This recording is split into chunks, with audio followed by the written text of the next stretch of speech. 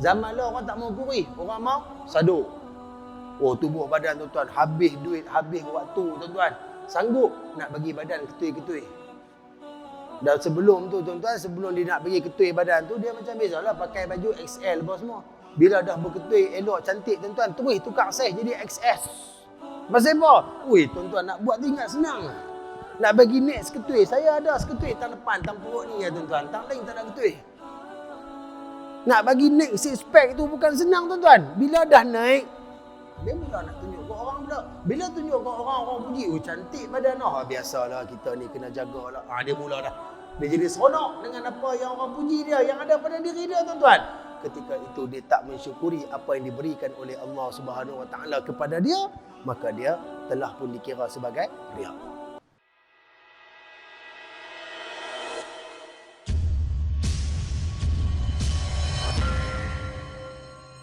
Assalamualaikum warahmatullahi wabarakatuh. A'udzu billahi minasyaitonir rajim. Bismillahirrahmanirrahim. Alhamdulillahi rabbil alamin. Wassalatu wassalamu ala asyrafil anbiya'i wal mursalin wa khataman nabiyyin sayyidil awwalin wal akhirin sayyidina wa maulana Muhammadin wa ala alihi wa sahbihi ajma'in. Subhanaka la ilma lana illa ma 'allamtana innaka antal alimul hakim.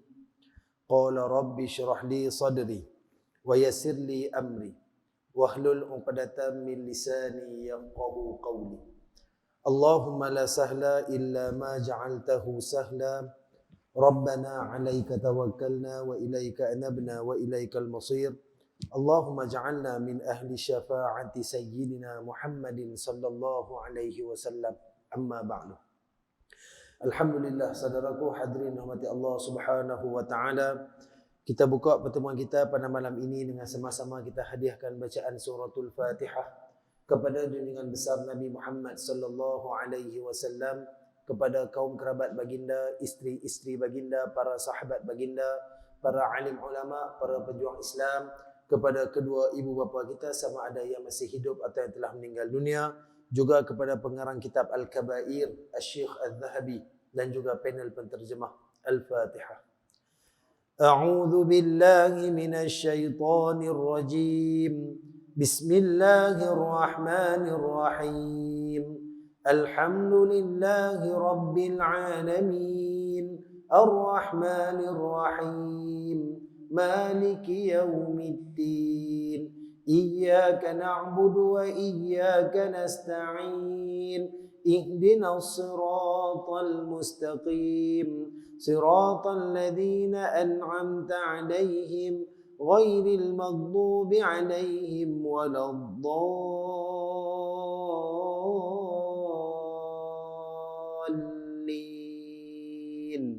آمين. Alhamdulillah tuan-tuan dan puan, senajemaah rahmati Allah Subhanahu wa taala. Syukur kita kepada Allah Subhanahu wa taala pertama dan selamanya atas segala nikmat kurniaan yang masih lagi Allah taala berikan kepada kita. Puji dan puja kepada Allah pemilik semesta alam atas nikmat iman dan Islam. Syukur alhamdulillah tuan-tuan dan puan, Allah Subhanahu wa taala masih lagi berikan kita kesihatan dan kekuatan tubuh badan. Maha kaya Allah Subhanahu wa taala masih memilih kita di kalangan hamba-Nya, dihadirkan kita ke rumahnya sebagai ketaatan, sebagai hamba yang beriman dan takut kepada Allah Subhanahu wa taala. Sebesar-besar nikmat yang wajib kita syukuri tuan-tuan. Teruskan berdoa minta ke Allah agar segala pemberian yang kita terima pada hari ini, keimanan, kesihatan, kekuatan semua ni Allah taala kekalkan pada diri kita dalam keadaan kita beribadat, melakukan kebaikan kepada Allah sampai akhir hayat kita insya-Allah. Amin ya rabbal alamin. Tuan-tuan dan Allah Subhanahu wa taala, alhamdulillah syukur kepada Allah dengan izinnya kita ditemukan pada malam ni, dan insya-Allah kita akan sambung lagi pengajian kita menggunakan kitab ringkasan Al-Kabair.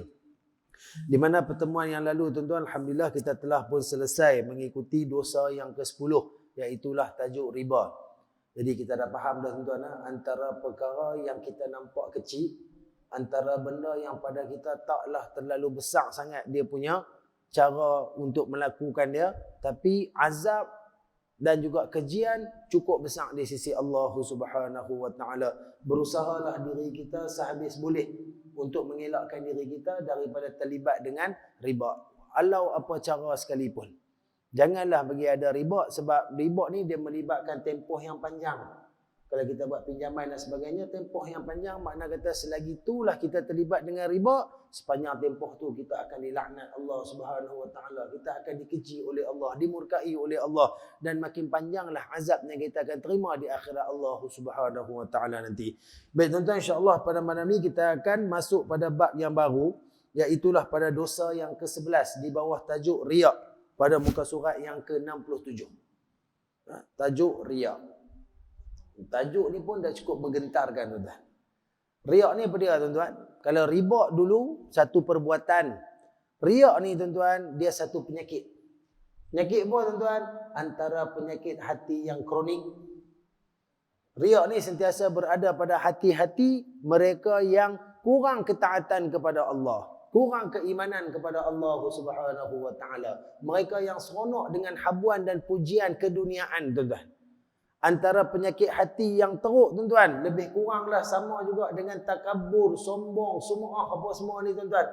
Kalau nak kata dalam bab kanser ni tuan-tuan, riak ni kira kanser tahap 3, tahap 4. Satu benda yang membarah, sebab riak ni tuan-tuan, kalau tuan-tuan perasan, kita dah masuk dulu sikit ketika mana kita bicarakan dosa yang pertama di bawah tajuk mensyirikkan Allah Subhanahu Wa Taala. Bab syirik ada dua, iaitulah syirik besar dan syirik kecil. Syirik kecil itu disebut oleh Nabi SAW sebagai riya. Tapi kita tak tengok sepenuhnya. InsyaAllah bila bab sebelah ni tuan-tuan, kita akan perhalusi bagaimana keadaan riya. Apakah azab yang disediakan oleh Allah kepada pelaku riya? Bagaimana caranya untuk kita menjauhkan diri kita daripada mempunyai sifat yang buruk ni tuan-tuan. Baik. Sebelum kita masuk, kita nak tengok dulu tuan-tuan sikit. Daripada perenggan pertama bab kita tu, dia menjelaskan tentang ta'rif riya. Riya boleh ditarifkan sebagai sifat untuk menarik pandangan orang dengan menampakkan pelbagai amalan baik yang dilakukan semata-mata menginginkan pujian, pangkat dan kedudukan. Daripada kitab ni tuan-tuan disebut riya itu sebagai satu perbuatan supaya orang tu nampak kita ni bagus. Orang nampak kita ni baik. Orang nampak kita ni soleh. Orang nampak kita ni dermawan. Orang nampak kita ni segala-gala benda. Terutamanya melibatkan hal aywan ibadat. Sedangkan apa yang orang nampak tu bukanlah itu sebenarnya yang ada pada kita. Kita memang nak orang nampak supaya orang puji kita dalam keadaan kita boleh mendapat benda-benda yang lain seperti pujian, pangkat, kedudukan, kewangan dan sebagainya. Itu yang dimaksudkan dengan riya. Kalau kita tengok tuan-tuan, antara istilah-istilah yang disebut oleh ulama-ulama yang lain tuan-tuan, antaranya disebut oleh Al-Hafiz Ibn Hajar Al-Asqalani rahimahullahu ta'ala dalam kitabnya yang terulung Fathul Bari. Dia kata riya itu adalah menampakkan ibadat dengan tujuan dilihat manusia, lalu mereka memuji pelaku amalan itu. Dia direct terus tuan-tuan. Riya ni melibatkan ibadat. Ibn Hajar kata. Supaya orang buat ibadat dan dalam ibadat dia tu tuan-tuan, dia menerima pujian daripada orang. Tuan-tuan, saya duduk ada kat sini. Saya duduk kuliah. Saya duduk mengajak sama-sama kita kongsi ilmu. Tuan-tuan suka dengan apa yang saya buat. Saya ambil contohlah. Kan? Jadi bila habis nanti, lepas kita sembahyang isyak apa semua, waktu kita salam, tuan-tuan mai puji saya. Oh sedaplah ustaz kuliah saya. Memang kalau kuliah ustaz ni saya tak miss lah. Apa yang ustaz ajar ni memberi kesan kepada diri saya dan sebagainya. Bila saya dengar benda tu tuan-tuan, tak sabar tunggu bulan depan. Pasal apa? Oh, kita buat revision. Dah hari ni kita mesej saja, memang macam biasa, dah dapat satu pujian. Makna kata bulan depan saya akan buat lebih elok. Dengan tujuan supaya pujian itu digandakan kepada saya. Sepatutnya setiap amalan, setiap ibadat, tak kira apa saja, puasa, sedekah, baca Quran, zakat, apa semua tu tuan-tuan, ditujukan kepada Allah. Atas sebutan niat kita di mulut, lillahi ta'ala. Dan niat di hati kita kerana Allah. Tapi, walaupun kita buat kerana Allah, dalam masa yang sama, ada juga kita simpang tujuan-tujuan yang lain. Orang kata sambil menyelam minum air. Tuan-tuan, ada benda yang kita boleh buat sambil selam minum air, tuan-tuan. Ibadat jangan tuan-tuan. Mesti 100% kita hantar kepada Allah Subhanahu Wa Taala sebab Allah adalah penilai. Dan kita kena balik pada tujuan asal yang kita faham. Pasal apa Allah Ta'ala hidupkan kita, ciptakan kita? وَمَا خَلَقْتُ الْجِنَّ وَالْإِنسَ إِلَّا لِيَعْبُدُونَ. Dan tidak kujadikan jin dan manusia, melainkan untuk beribadat kepadaku. Mana mungkin Allah nak terima, kita solat kerana Allah, kita tuju kepada Allah, tapi dalam masa yang sama kita mengharapkan pujian, kita mengharapkan sumber kewangan, kita mengharapkan kedudukan dan sokongan. Kalau benda tak melibatkan ibadat, itu lain cerita. Bila ibadat, mesti kerana Allah. Yang tu yang dimaksudkan oleh Imam Ibn Hajar. Disebut pula takrif dia oleh Imam Al-Ghazali rahimahullahu ta'ala. Riya adalah mencari kedudukan pada hati manusia dengan memperlihatkan kepada mereka hal-hal kebaikan. Bila kita duduk depan orang ni tuan-tuan, kita punya gaya ni lain. Bila kita main masjid, contoh nak sembahyang fardu, dengan jubah dia, dengan serban, dengan ridak, tasbih, apa habis, semua alatan dia bawa tuan-tuan. Tapi kalau duduk di rumah solat seorang-seorang tuan-tuan, kadang-kadang baju pun tak pakai. Kain pelikat dia tarik ke atas ni. Dia ikat sampai dada. Baju pun tak pakai tuan-tuan. Berbeza kedudukan dia di hadapan dan di belakang manusia. Bila main di depan orang, dia tunjuk segala kebaikan supaya orang puji dia, orang angkat dia. Tapi orang tak tahu apa yang berlaku di belakang dia tuan-tuan. Pernah satu orang bagi tahu kat saya tuan-tuan. Dia kata, kadang-kadang macam hidup kita, saya sendirilah. Bila kita main di masjid ni, kita sembahyang fardu kan, contoh maghrib tadi. Selepas azan kita buat qabliyah. Tu kita sembahyang jemaah fardu, habis tu kita buat ba'diyah. Dia kata kalau duduk rumah buat tak benda tu? Kalau tuan-tuan sembahyang kat rumah seorang-seorang maghrib kata, tuan-tuan buat tak qabliyah ba'diyah? Allah tersenyap saya. Sebab saya pun tak buat. Dia kata kenapa depan orang buat, belakang orang tak buat? Padahal benda tu benda yang sama. Memang duk bisa buat dah. Tercengang tuan-tuan. Boleh tak dikategorikan benda tu sebagai riak? Ya, kalau memang kita nak tunjuk ke orang, kata kita ni rajin solat. Sebabnya benda tu main peranan tuan-tuan. Dan kalau kita fikir logik pun, kita tak boleh jawab perbuatan kita tu. Kenapa depan orang aku buat, belakang orang aku tak buat? Sedangkan semua yang aku buat itu, sama ada solat di dalam masjid atau solat di rumah, semuanya kerana Allah. Jadi Imam Ghazali, dia spesifik dia perbuatan kita nak tunjuk ke orang. Ibnu Hajar, dia spesifik dia pada ibadat.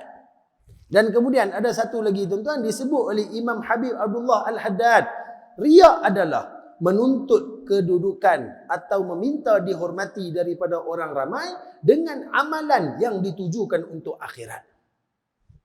Amalan ditujukan untuk akhirat ni pada tuan-tuan, segala amal ibadat sama ada yang wajib ataupun sunat. Benda yang bila kita buat dapat pahala, itu adalah amalan akhirat. Sebab kita duk cari pahala untuk kita nak masuk syurga Allah Subhanahu Wa Taala. Amalan akhirat yang kita buat di dunia itu kita salah guna, kita nak menuntut kedudukan dan kehormatan daripada makhluk-makhluk Allah Subhanahu Wa Taala yang lain. Jadi itulah riak tuan-tuan. Satu penyakit yang tak ada siapa nampak melainkan kita sendiri. Kita saja yang tahu tuan-tuan. Cukup bahaya benda ni tuan-tuan. Sebab apa tuan-tuan? Riak ni boleh menghapuskan amalan pahala. Allah Ta'ala takkan terima setiap amal ibadat kita. Bahkan nanti di akhirat kita akan jumpa tuan-tuan perbincangan lepas ni.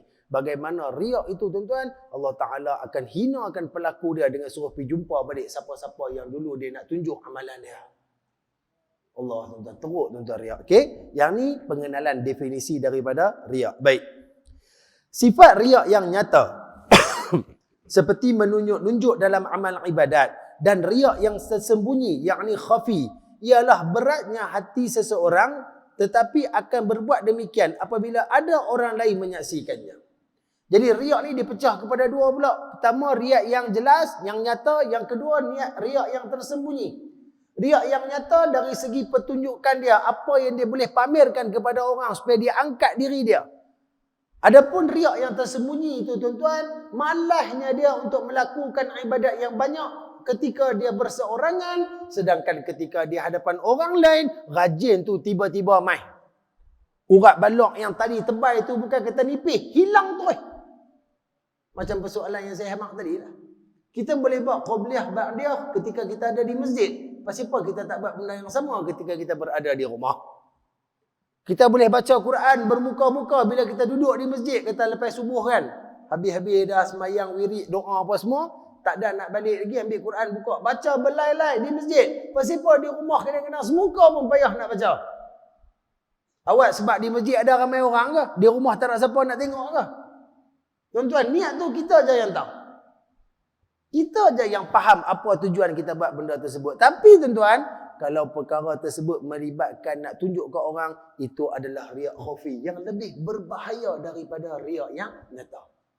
Sebab kita tak sedap kita duk buat benda tersebut, tuan-tuan. Kita duk rasa kita buat, Allah terima, sambil orang pun akan puji kita.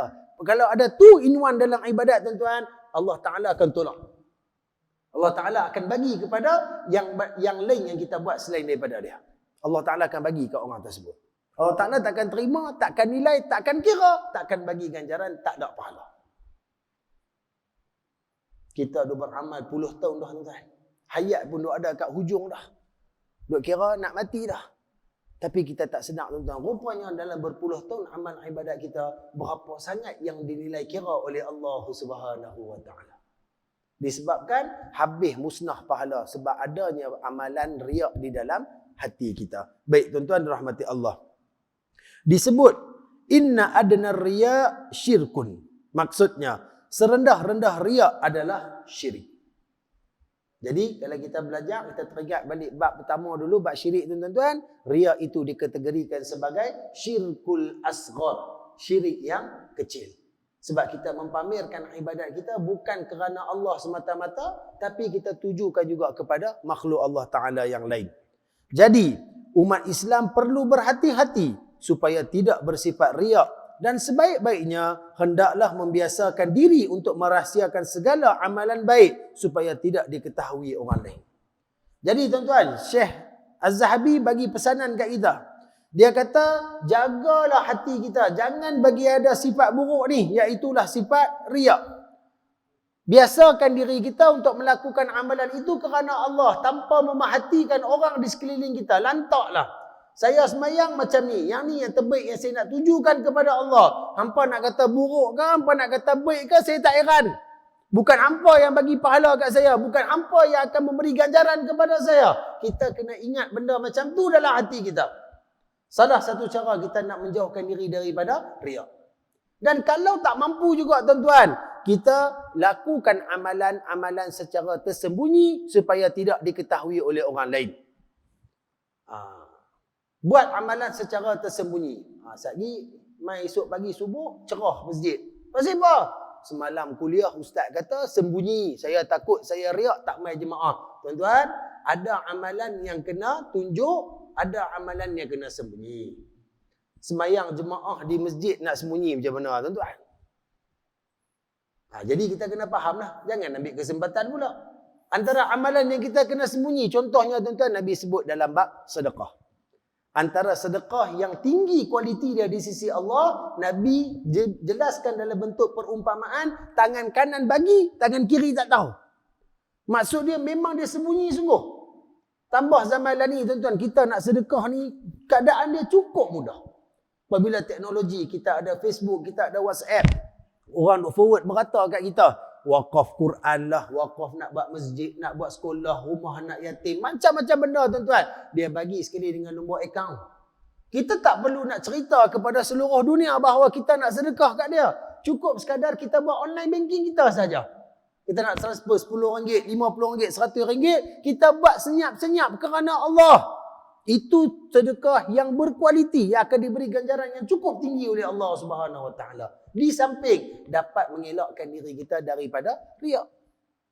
Ataupun dengan keadaan perbuatan kita, jangan duk cerita ke orang, jangan duk tunjuk ke orang. Contohnya lah kata, hari ni hari Rabu, esok mai hari Khamis, kita semayang asar, mai kita jumpa Pak Long kita seorang ni, tiba-tiba nampak macam tak larat. Pak Long, awak ni nampak letih sangat. Oh Allah, hari ni Khamis, memang duk biasa dah puasa. Tak tahu dah, selalu okey, hari ni rasa letih sangat. Kut lama sangat dah kut duk puasa. Amalan jangan cerita ke orang. Kena kita habang tu, kita nak bagi tahu kita puasa, sekali dia puji kita pula. Oh, Pak Long ni memang rajin puasa. Oh, Pak Long ni puasa Senin Khamis ni ada lah kot 40 tahun. Dia duk pergi buat gitu pula dah. Mai esok pagi, seorang ahli qariah kita, sahabat kita, nampak macam mengantuk sangat, tak larat muka kita. Ni pasal apa ni? Selalu okey ya ni awak ni, nampak senggut teruk. Ya, selalu duk bangkit ni pukul 5. Mai malam ni berjaga pukul 3. Bangkit bila, buatlah tahajud tu banyak sikit. Ni mengantuk. Kalau orang puji kita tuan-tuan, kita termakan dengan pujian orang tu. Baguslah, saya kalau pukul 3 tak bangkit dah. Saya memang tambung balik tidur. Bangkit apa?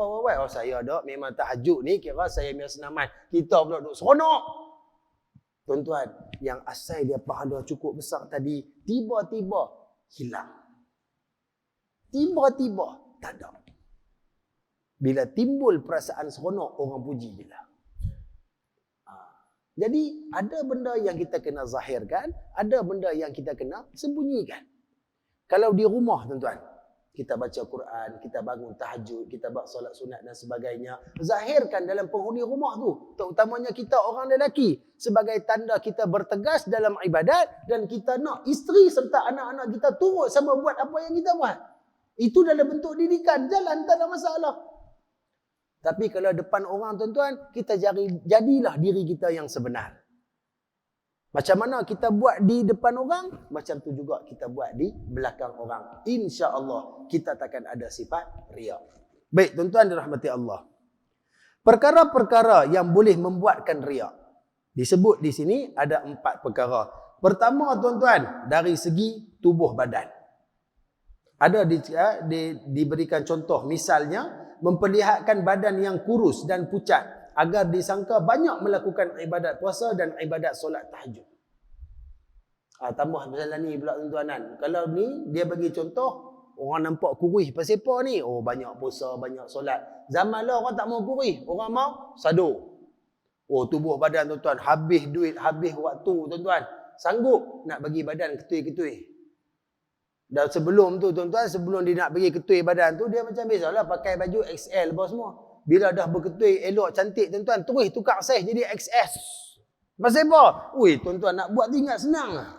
Nak bagi next ketui, saya ada seketui tang depan, tang perut ni ya tuan-tuan. Tang lain tak nak ketui. Nak bagi next six pack tu bukan senang tuan-tuan. Bila dah naik, dia mula nak tunjuk ke orang pula. Bila tunjuk ke orang, orang puji, oh cantik badan. Biasalah kita ni kena jagalah. Dia mula dah. Dia jadi seronok dengan apa yang orang puji dia, yang ada pada diri dia tuan-tuan. Ketika itu dia tak mensyukuri apa yang diberikan oleh Allah Subhanahu Wa Taala kepada dia, maka dia telah pun dikira sebagai riya. Itu dari segi tubuh badan. Yang kedua dari segi pakaian tuan-tuan, penampilan. Memakai jubah agar disangka soleh atau memperlihatkan tanda hitam di dahi agar disangka rajin dalam melakukan ibadat solat. Oh, pakaian dia ni kira memang kemahal tuan-tuan. Pakaian orang beriman. Pakaian ahli syurga. Tengok ni pergi mana pun dengan serban, tak pernah lekang dengan jubah apa semua. Tapi di hadapan orang. Supaya apa? Supaya dia seronok. Orang panggil dia orang alim. Orang yang beribadat. Orang yang soleh. Sedangkan diri dia bukanlah seperti mana yang ditunjuk pada penampilan pakaian dia. Ataupun zaman lah ni, orang sanggup beli pakaian yang mahal-mahal. Kalau boleh tuan-tuan, jenama tu bukan kata nak ni, nak bubuh satu baju. Nak bagi orang nampak kata ni, baju aku ni nampak ya pekak 200. Saya tak boleh pakai baju murah-murah, gatai kulit. Seronok pamerkan kasut yang mahal, seluar yang mahal. Semata-mata apa? Semata-mata nak bagi orang sebut kat dia, dia ni orang kaya, dia ni orang berada, dia ni orang yang ikut perkembangan fashion.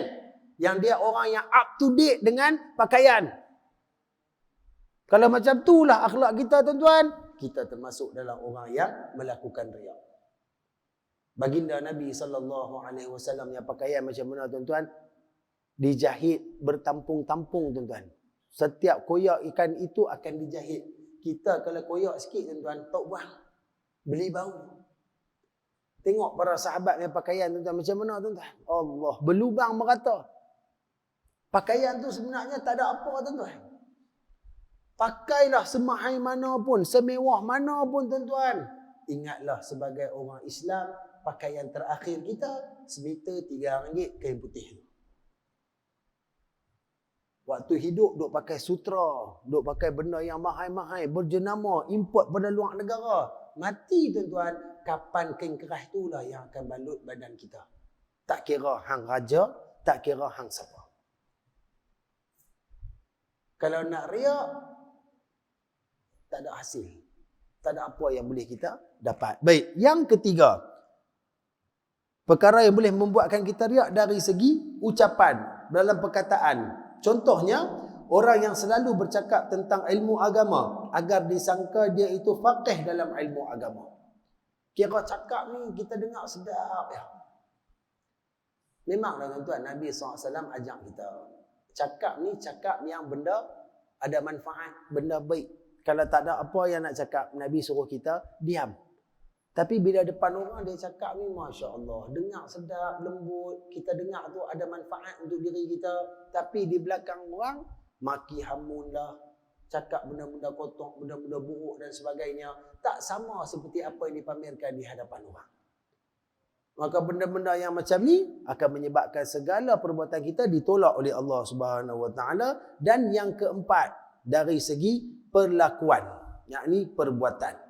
Bagaimana contohnya orang yang sengaja memperbanyakkan ibadat solat sunat di hadapan orang ramai agar disangka dia itu orang yang soleh.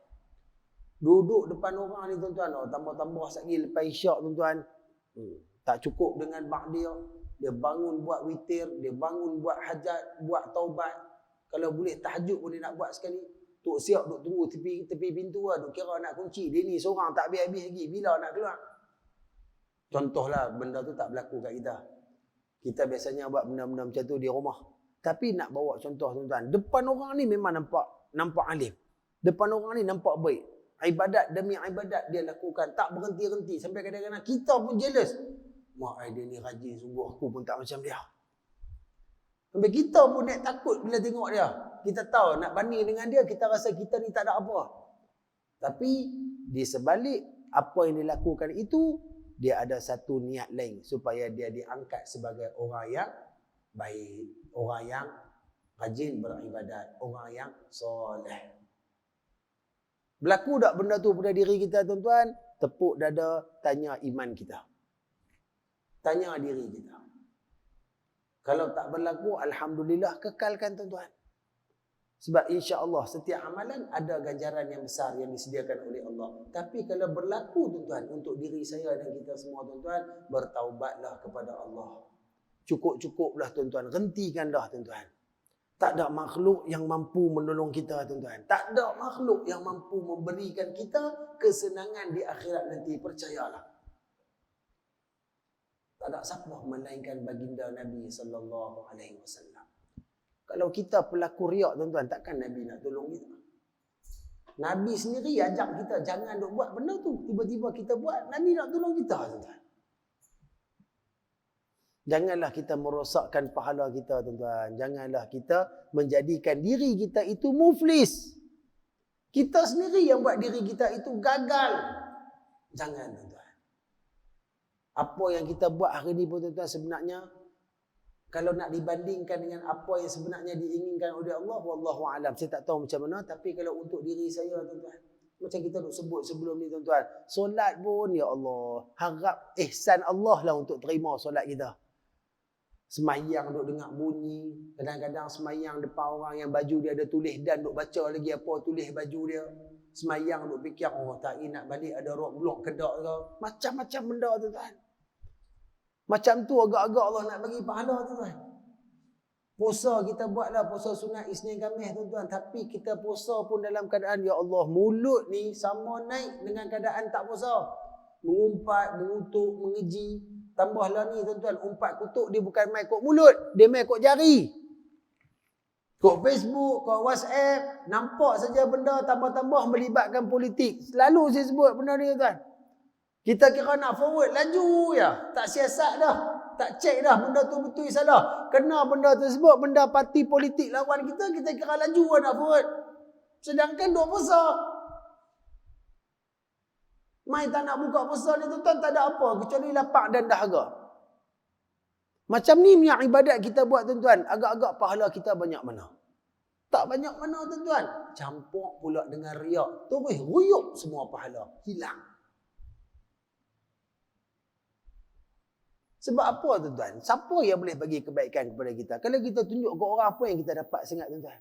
Setakat pujian tu apa yang boleh menyebabkan kita, apa yang boleh memberi satu keistimewaan bila kita dipuji tuan-tuan? Tak ada apa pun. Orang puji kita depan tu ya, habis dia balik tuan-tuan, habis. Kita yang duk syok seorang-seorang. Ui, sedap betul suara aku punya lah bila jadi imam sampai orang kata, oh dengar merdu. Padahal orang sebut sekali ya. Kita yang nak fikir sampai 3-4 hari. Yalah, bila kita dengar takkan kita nak kata, nak cakap betul, suara hang buruk lah. Takkan nak habis habang lagu tu. Biasanya kita pujilah orang kan. Tapi orang puji kita ni dengan tujuan nak bagi semangat, nak bagi motivasi. Kita pula terima kot lain. Kita terima dalam keadaan kita buat ibadat, orang suka, kita tak nampak dah Allah Subhanahu wa ta'ala. Bagaimana nanti kita nak berhadapan dengan Allah? Bangun kita di mahsyar. Berdiri kita di kandang untuk dihisap, tuan-tuan. Tengok pahala kita, ya Allah, buat pahala saya sikit sangat, ya Allah.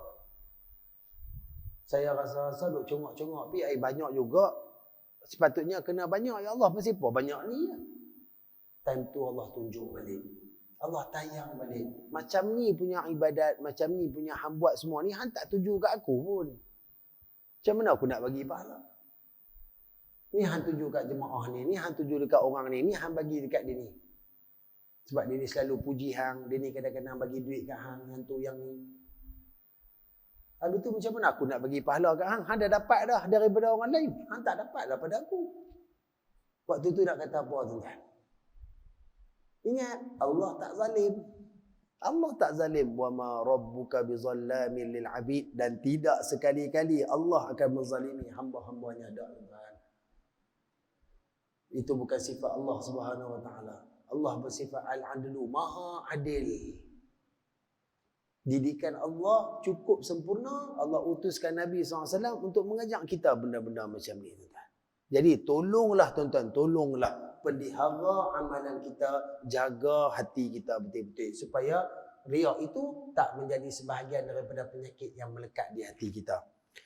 Allah Subhanahu wa taala berfirman dalam mengkhabarkan mengenai golongan munafik dalam surah Al-Maun ayat 4 hingga 6. A'udzu billahi minasyaitonir rajim. Fawailul lil musallin alladzina hum 'an salatihim sahun alladzina hum yura'un. Maksudnya, maka celakalah orang yang solat, iaitu mereka yang lalai terhadap solatnya dan juga mereka yang melakukan membuat riak.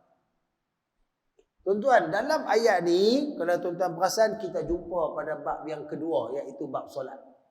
Kita menceritakan secara detail apakah yang dimaksudkan dengan sahun, lalai. Sebab apa? Ayat ni Allah Ta'ala menggenji orang yang semayang. Celakalah orang yang semayang tapi lalai. Semayang pun kena celaka, tuan-tuan.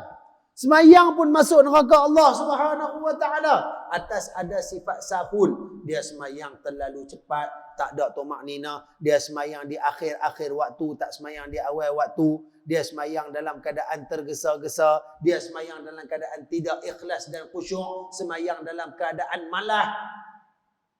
Semayang bukan tak semayang, tapi kena neraka, kena maki celaka dengan Allah Subhanahu wa taala. Biasanya kita ambil ayat 4 dan 5. Hari ni kita nak sambung satu lagi ayat. Alladzina hum yura'un. Juga dikatakan neraka kepada mereka yang riak ketika mana melaksanakan solat kepada Allah Subhanahu wa taala. Jaga-jaga tuan-tuan. Semayang kita lillahi ta'ala, sebut di mulut kan? Kemudian kita tambah pula di hati kerana Allah Ta'ala. Pastikan kerana Allah. Tolonglah hantar kepada Allah. Jangan lari kepada siapa pun, tuan-tuan. Sayang, tuan-tuan. Semayang ni bukan benda mudah.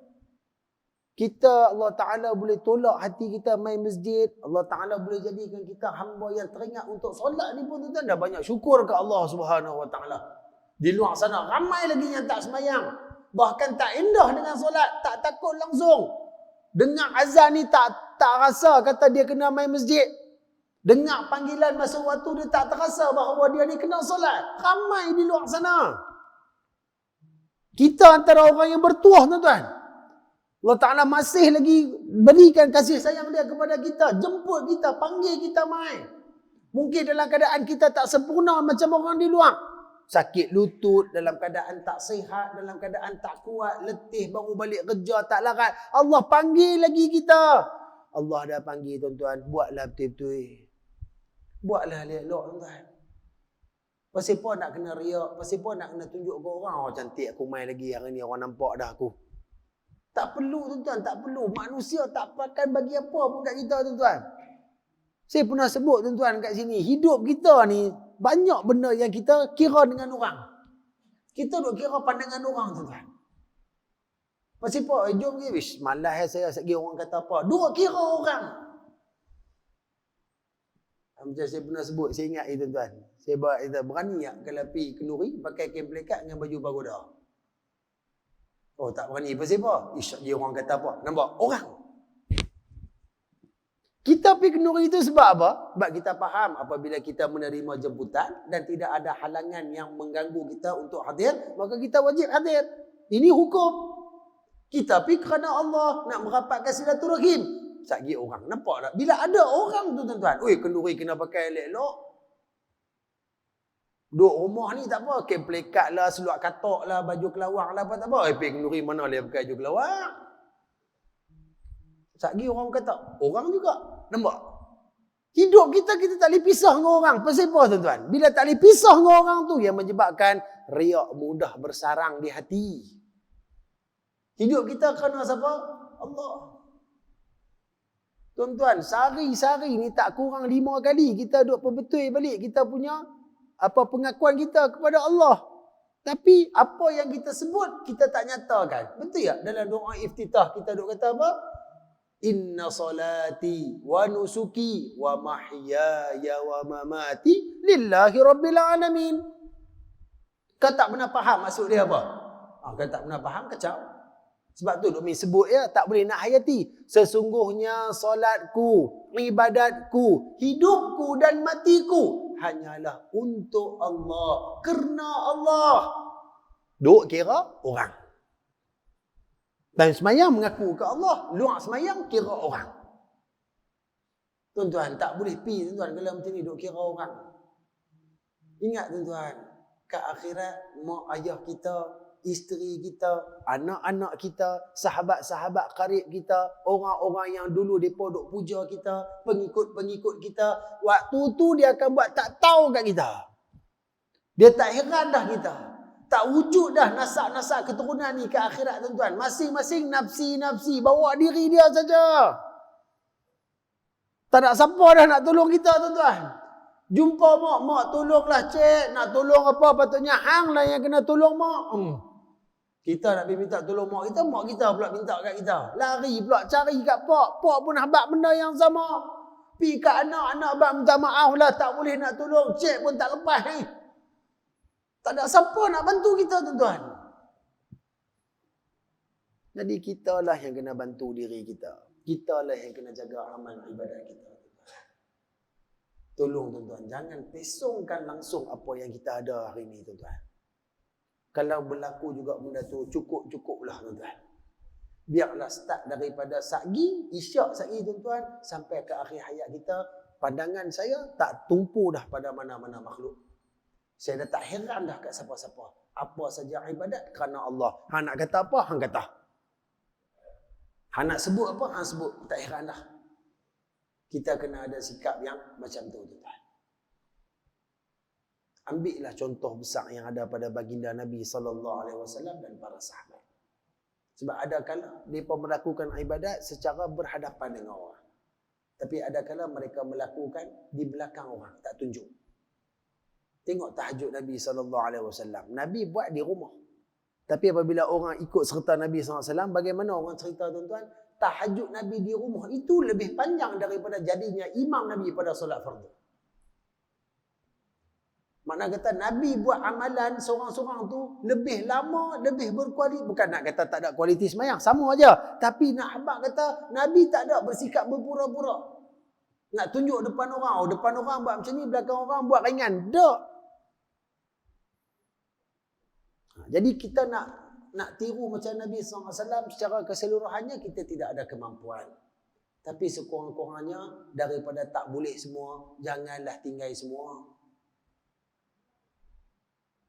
Kalau kita tak tolong diri kita tuan-tuan, siapa lagi yang nak jaga kita? Siapa lagi yang nak membantu kita tuan-tuan, melainkan diri kita. Daripada ruh, rahim, kita bersendirian. Di dunia, kita berteman. Kembali ke barzah, bangun di akhirat, kita balik ke secara bersendirian. Maka biarlah apa yang kita ada hari ini satu berkalan yang cukup solid, yang cukup cantik, yang boleh memastikan kita akan layak memasuki syurga Allah Subhanahu wa taala. Lakukan segala amal ibadat kerana Allah. Perbetul balik tuan-tuan. Jaga balik niat kita. Cek balik amalan kita.